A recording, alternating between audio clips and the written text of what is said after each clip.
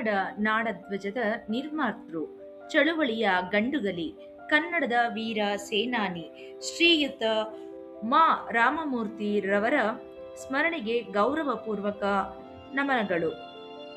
ಕನ್ನಡದ ಕುಲದೇವಿ ಶ್ರೀ ಭುವನೇಶ್ವರಿ ದೇವಿಗೆ ನಮ್ಮ ನಾಡಿನ ಸಾಂಸ್ಕೃತಿಕ ಪರಂಪರೆಯಂತೆ ಗೌರವಪೂರ್ವಕ ಸಮರ್ಪಣೆಯ ಸಂಕೇತವಾಗಿ ಅರಿಶಿಣ ಮತ್ತು ಕುಂಕುಮಗಳ ಪ್ರತೀಕವಾದ ಹಳದಿ ಅಂದರೆ ಅರಿಶಿಣ ಮತ್ತು ಕುಂಕುಮ ಅಂದರೆ ಕೆಂಪು ಬಣ್ಣಗಳ ಸಂಯೋಜನೆಯ ಮೂಲಕ ಕನ್ನಡದ ನಾಡ ಬಾವುಟವನ್ನು ವಿನ್ಯಾಸಗೊಳಿಸಿ ಅದನ್ನು ಕನ್ನಡ ನಾಡಿನಲ್ಲಿ ಅಜರಾಮರವಾಗಿ ರಾರಾಜಿಸುವಂತೆ ಸಮರ್ಪಿಸಿದ ಹೆಮ್ಮೆಯ ಕನ್ನಡಿಗರು ಮಾ ರಾಮಮೂರ್ತಿಯವರು.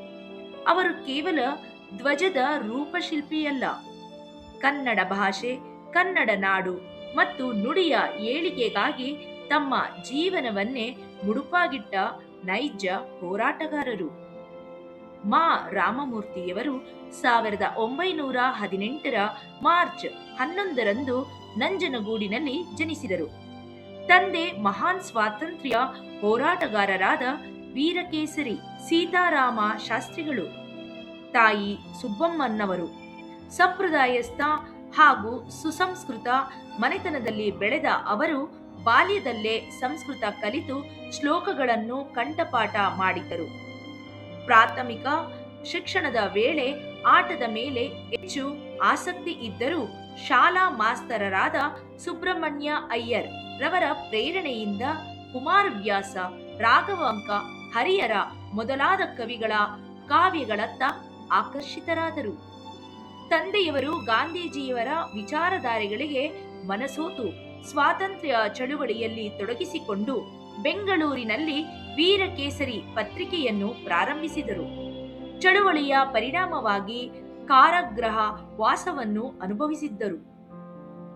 ಮಾಧ್ಯಮಿಕ ಶಿಕ್ಷಣದ ನಂತರ ಮಾ ರಾಮಮೂರ್ತಿಯವರು ಬೆಂಗಳೂರಿನ ಗಾಂಧಿನಗರದ ಆರ್ಯ ವಿದ್ಯಾಶಾಲೆಯಲ್ಲಿ ವಿದ್ಯಾಭ್ಯಾಸ ಮಾಡಿದರು.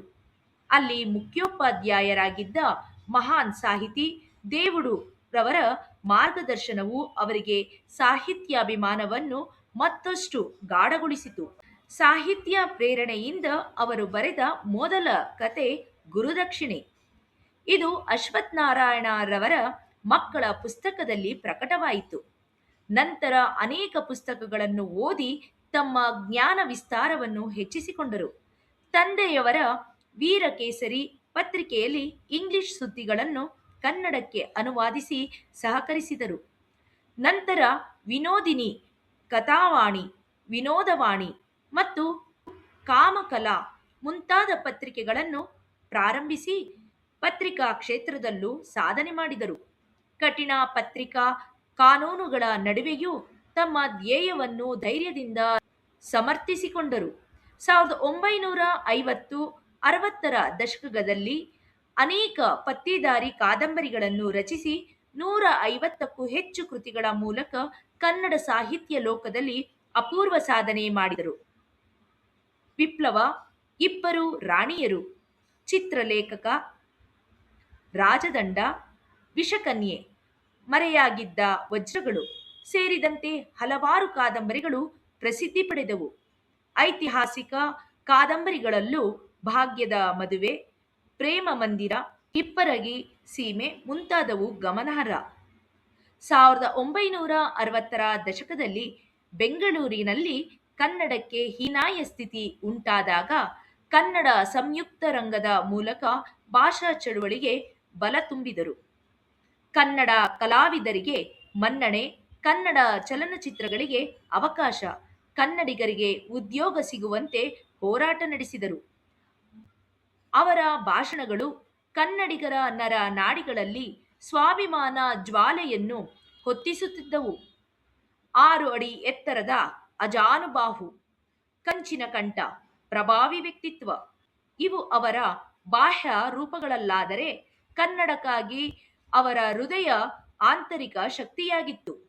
ಕೃಷಿಕ ಜೀವನ ನಡೆಸುವ ಉದ್ದೇಶದಿಂದ ತಲಘಟ್ಟಪುರದಲ್ಲಿ ತಮ್ಮ ಜಮೀನಿನಲ್ಲಿ ಬಾವಿ ತೋಡಿಸುತ್ತಿದ್ದಾಗ 1967ರಲ್ಲಿ ಡಿಸೆಂಬರ್ 25ರಂದು ಸಂಭವಿಸಿದ್ದ ದುರ್ಘಟನೆಯಲ್ಲಿ ಅವರು ದಿವಂಗತರಾದರು.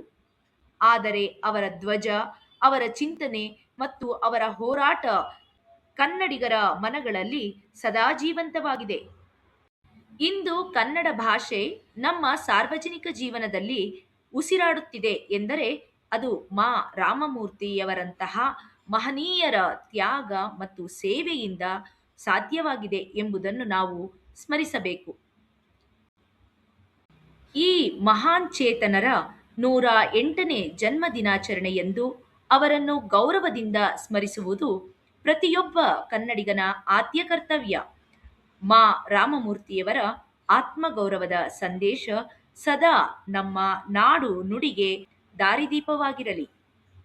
ಇಂದಿನ ಈ ಸ್ಮರಣಾ ಕಾರ್ಯಕ್ರಮವನ್ನು ಗಮನವಿಟ್ಟು ಆಲಿಸಿದ ಎಲ್ಲ ಶ್ರೋತೃಗಳಿಗೂ ಹೃತ್ಪೂರ್ವಕ ಧನ್ಯವಾದಗಳು.